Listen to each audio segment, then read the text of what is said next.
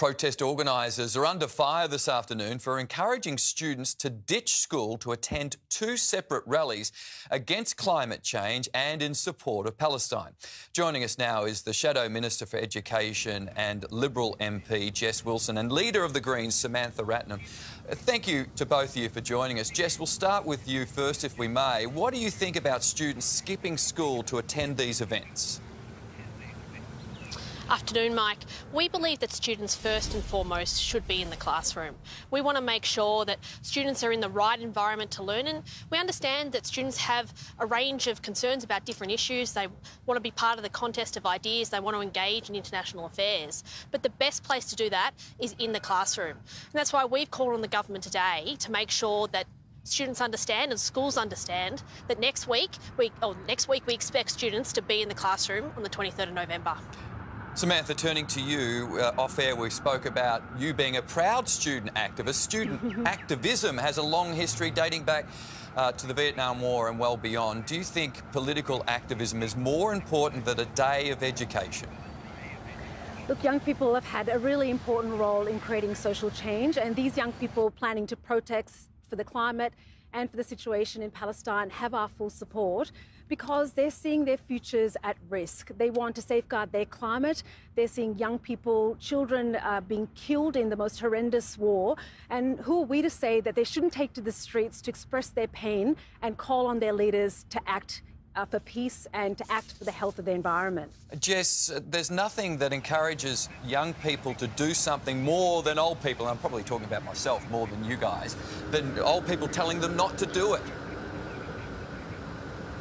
Well, it's the role of the government in this space, Mike, to actually make it clear to schools what the expectation is. And the Minister today said in question time that he expects school students to be in school. It's very, very important that's conveyed to schools, and that the Minister makes it clear that action will be taken if that's not the case. We completely understand that students want to engage in these issues, that they have strong feelings on various issues, whether that's international or here in Australia, but they can do so outside of school time. They can protest outside of school time. We want to make sure that kids maximise their time in the classroom. And over the past financial year, we've seen an average of a 45% increase in student absenteeism in the classroom. That follows years of disruption. We need to make sure that kids are in the classroom as much as possible. Yep, Jess, how does a government do that? How do they enforce kids going to school and not attending them? Do they punish the kids that turn up at these protests? It seems impossible to enforce. Look, no one's wanting anyone to be punished, but I think the expectation needs to be made very clear that this is not a valid reason for not being at school. It's not a valid reason for skipping school. There are very clear department policies in place. There are very clear frameworks in place that work with parents that make it clear that what are valid reasons for being not at school. That might be sickness, that might be family matters, that might be needing to travel elsewhere.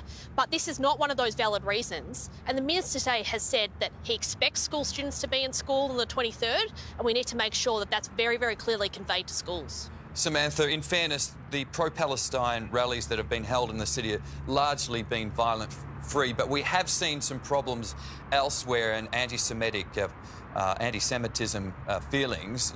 Do you worry that students could get caught up in all of that attending these kind of events, or is this just a good learning moment? Look, the protests that I've been attending have been peaceful, and it's really important that we all do our bit to grow the peace movement. These young people are asking for their leaders to act in their name to protect their futures. One of the first protest actions that I was involved in as a university student was the protest against the Iraqi war, and I learned so much outside the classroom, outside the formal classroom, and I have no doubt that these young people are going to use what they learn being part of these really important civic activities to exercise their democratic rights to be the future leaders that we so desperately need right now in the world. Sam, we haven't had to wait for these rallies. This afternoon we saw some students protest in Parliament. I think they held Parliament up for about 8 minutes. What should happen to those children? Look, we understand why these young people are desperate for their leaders to hear them. And I think the most important thing about what happened today and what's going to happen over the next week with the protests planned by young people across Victoria is to listen to what they are desperately trying to communicate to us. They want us to safeguard their climate and their environment for the future they're going to inherit.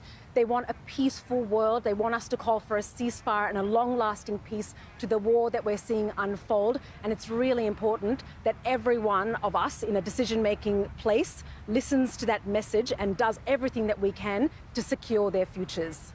Last one to you, Jess. Some doctors, we're told, are issuing students a sick certificates to provide their schools. Is that a step too far? Look, I think it is. This isn't a real medical certificate. This is a fake medical certificate. And we don't want to see anything that actually undermines real doctor certificates, which are a valid reason for not to attend school. These are not issued by medical doctors, and they're there to provide students with the opportunity to provide an excuse, if you like, not to attend school.